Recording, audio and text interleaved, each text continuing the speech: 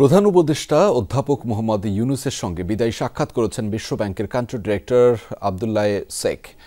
সোমবার রাষ্ট্রীয় অতিথি ভবন যমুনায় যান বিশ্বব্যাংকের কান্ট্রি ডিরেক্টর। বিভিন্ন প্রকল্পের মাধ্যমে অবকাঠামো, জলবায়ু সহনশীলতা, সেবা খাত ডিজিটালাইজেশন, শিক্ষা, স্বাস্থ্যসেবা এবং দারিদ্র্য বিমোচনের মতো গুরুত্বপূর্ণ খাতে সহায়তা করার জন্য ধন্যবাদ জানায় প্রধান উপদেষ্টা।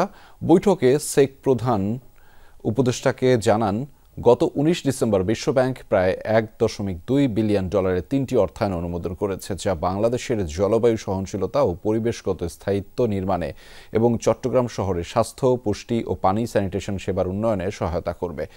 শেখ আরও প্রতিশ্রুতি দেন যে বাংলাদেশের অন্তর্বর্তীকালীন সরকার যে গুরুত্বপূর্ণ সংস্কারমূলক উদ্যোগ নিয়েছে, বিশ্বব্যাংক তা সমর্থন করবে।